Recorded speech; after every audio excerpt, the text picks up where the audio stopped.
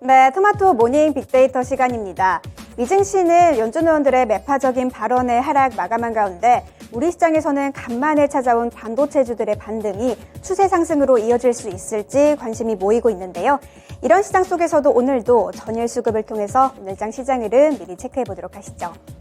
네, 먼저 코스피 매수 상황부터 살펴보시죠.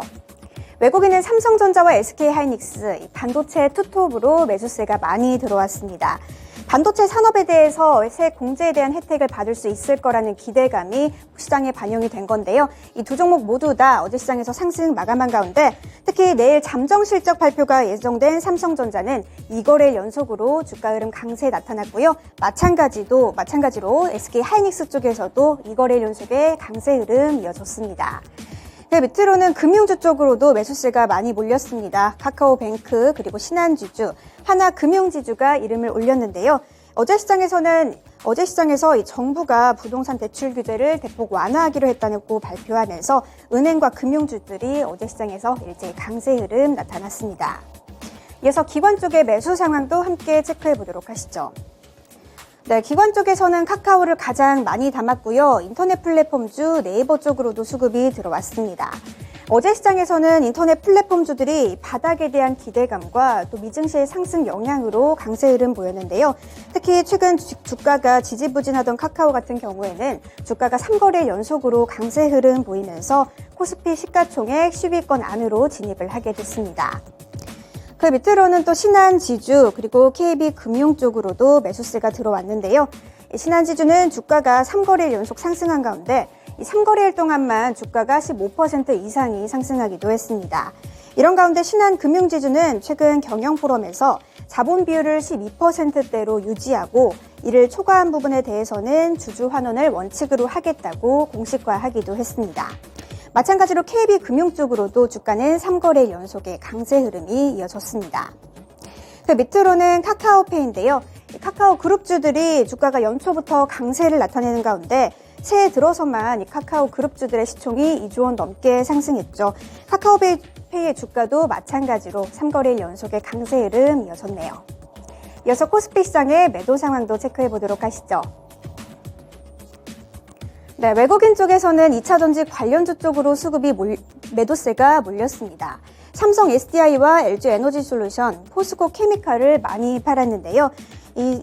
어제 시장에서 2차전지 관련주들 좀 부진한 가운데 특히 삼성 SDI 같은 경우에는 올해 완성차와의 추가 합작 법인에 대한 기대감으로 배터리셀 3사 중에서는 가장 큰 수익이 전망된다고 하는 보도가 있었지만 어제 시장에서는 외국인과 기관의 동반 매도 물량이 출회됐고요.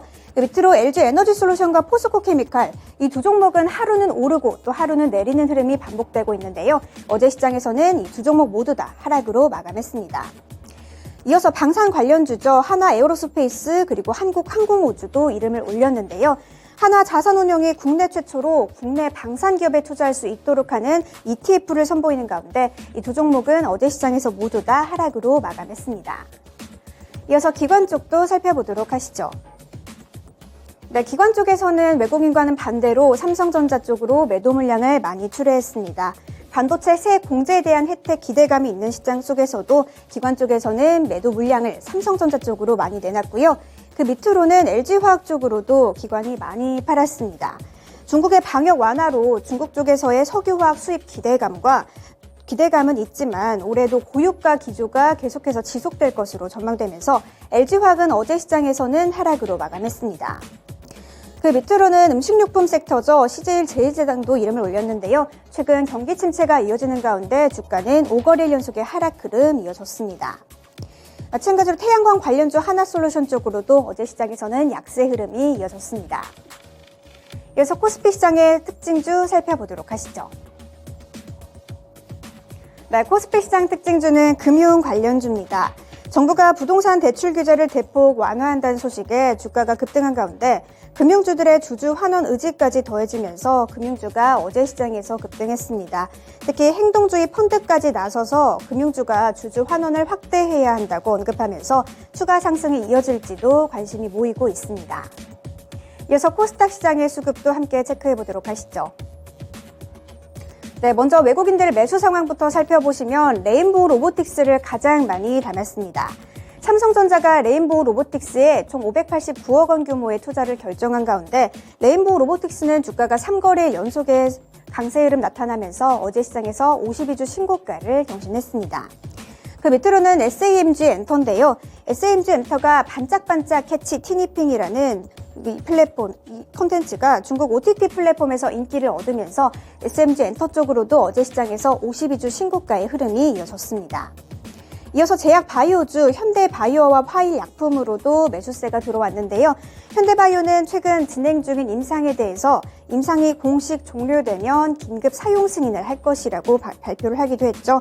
어제 시장에서는 11%대 상승 흐름이 이어졌고요. 화일약품 같은 경우에는 의료용 대마에 대한 규제 완화 기대감으로 어제 시장에서는 주가 7%대 강세 흐름이 이어졌습니다. 밑으로는 콘텐츠 관련주죠. 스튜디오 드래곤 쪽으로도 외국인들의 매수세가 이어졌네요. 네, 이어서 기관 쪽 매수 상황도 함께 살펴보도록 하겠습니다. 기관 쪽에서는 아프리카 TV를 가장 많이 담았는데요. 3거래 연속 기관의 매수 흐름이 이어지는 가운데 주가도 3거래 연속의 강세 흐름이 나타났습니다. 이어서 게임 관련주죠. 펄어비스도 이름을 올렸습니다. 카카오게임즈의 신작이죠. 에보소울처럼 펄어비스의 결사 빅게임 스튜디오에서 출시하는 서브 컬처 게임 블랙클로버 모바일에 대한 관심이 시장에서 이어지면서 펄어비스 쪽으로도 수급이 들어왔는데요. 장중에 7% 넘게 올랐지만 개인이 매도 물량을 많이 출하하면서 1%대 상승으로 마감했습니다. 네, 밑으로는 ST팜이 이름을 올렸습니다. 미국의 제롬 코퍼레이션이 골수 이형성 증후군 임상 3상에 성공하면서 ST팜이 원료를 공급하고 있다는 점이 시장에서 부각을 받았는데요. 기관의 매수세가 이어졌습니다.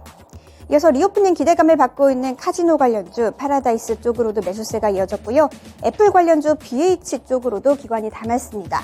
하지만 애플의 주가가 최근에는 급락하면서 BH의 주가는 하락으로 마감했습니다.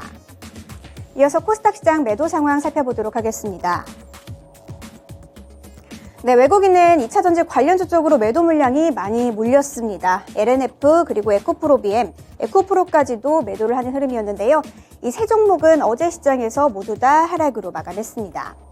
이어서 BH 쪽으로 외국인들의 매도 물량이 나왔고요. 또 마찬가지로 ST팜 쪽에서도 기관은 담았지만 외국인들은 팔았습니다. 이어서 기관 쪽도 살펴보도록 하겠습니다.